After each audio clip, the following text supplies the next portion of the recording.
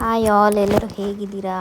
Season ಮುಗಿಯೋಷ್ಟರಲ್ಲೇ ಇನ್ನೊಂದು ಮಾವಿನಕಾಯಿ recipe ನೋಡ್ಕೊಂಬಿಡೋಣ. ಮಾವಿನಕಾಯಿ ಚಿತ್ರಾನ್ನ. ಸೊ ಇದಕ್ಕೆ ನೋಡಿ ಏನೇನೆಲ್ಲ ಮಾಡ್ಕೊಳ್ಳೋಣ ನೋಡೋಣ. ನಾನು ತೋತಾಪುರಿ ಮಾವಿನಕಾಯಿ ತೊಗೊಂಡಿದ್ದೀನಿ. ಅದು ಹುಳಿ ಇರಲ್ಲ, ತುಂಬ ಹುಳಿ ಇದ್ದರೆ ಚೆನ್ನಾಗಿರಲ್ಲ. ತುರಿದಿಟ್ಕೊಂಡಿದ್ದೀನಿ.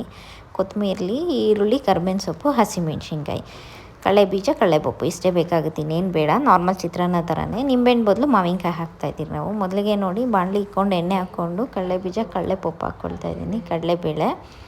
ಸೊ ಅದಕ್ಕೇ ಈರುಳ್ಳಿನೂ, ಹಸಿಮೆಣ್ಸಿನ್ಕಾಯಿ, ಕರ್ಬೇವಿನ ಸೊಪ್ಪು ಎಲ್ಲ ಹಾಕ್ಕೊಂಡು ಒಂಚೂರು ಅರಿಶಿನ ಪುಡಿ ಹಾಕ್ಕೊಂಡು ಒಂದು ಸ್ವಲ್ಪ ಈರುಳ್ಳಿ ಸ್ವಲ್ಪ ಫ್ರೈ ಆಗೋ ತನಕ ರೋಸ್ಟ್ ಮಾಡೋಣ. ಸೊ ಸ್ವಲ್ಪ ಫ್ರೈ ಆದರೆ ಸಾಕು. ಈರುಳ್ಳಿ ಏನು ಫುಲ್ಲು ಫ್ರೈ ಆಗೋದು ಬೇಡ. ಚಿತ್ರಾನ್ನದಲ್ಲಿ ಕ್ರಿಸ್ಪಿಯಾಗಿ ಸಿಗ್ತಾಯಿದ್ರೆ ಚೆನ್ನಾಗಿರುತ್ತೆ. ಇವಾಗ ನೋಡಿ ಇಷ್ಟು ಮಾತ್ರ ಆದರೆ ಸಾಕು, ಸ್ವಲ್ಪ ಪಿಂಕ್ ಆದರೆ. ಸೊ ಇವಾಗ ಇದಕ್ಕೆ ಮಾವಿನಕಾಯಿ ತುರಿದು ಇಟ್ಕೊಂಡಿರೋದನ್ನು ಮತ್ತು ಕೊತ್ತಂಬರಿ ಹಾಕಿ ಒಂಚೂರು ಉಪ್ಪು ಹಾಕಿ ಕ್ಲೀನಾಗಿ 1-2 ನಿಮಿಷ ಬೇಯಿಸಿದ್ರೆ ಸಾಕು. ಮಾವಿನಕಾಯಿ ತುರಿದಿದ್ದೀರಲ್ವ, ಬೇಗ ಬೆಂದೋಗುತ್ತೆ. ಅದೇನು ತುಂಬ ಬೇಯೋ ಅವಶ್ಯಕತೆ ಇಲ್ಲ.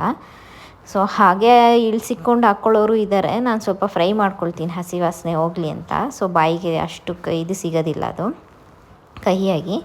ಸೊ ನೋಡಿ ಇವಾಗ ಇದಾಗಿದೆ. ಇನ್ನೊಂದು 2 ನಿಮಿಷ ಬಿಟ್ಟರೆ ನೋಡಿ ಈ ಥರ ಆಗಿರುತ್ತೆ, ಫುಲ್ ಫ್ರೈ ಆಗಿದೆ. ನಾನು ಆಲ್ರೆಡಿ ರೈಸ್ ಮಾಡಿ ಇಟ್ಕೊಂಡಿದ್ದೀನಿ ಫಸ್ಟೇ.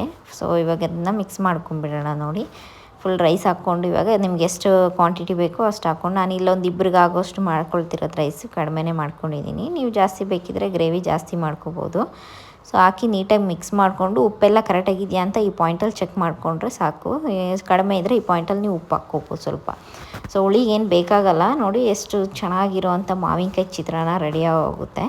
ಚಿಪ್ಸು ಇಲ್ಲ ಸೈಡ್ಸಿಗೆ ಬೇಕಿದ್ರೆ, ಇಲ್ಲಾಂದರೆ ಹಂಗೆ ಬರೀದು ತಿಂದ್ರೂ ತುಂಬ ಟೇಸ್ಟ್ ಚೆನ್ನಾಗಿರುತ್ತೆ. ವಿಡಿಯೋ ಲೈಕ್ ಆಗಿದ್ರೆ ಲೈಕ್ ಮಾಡಿ,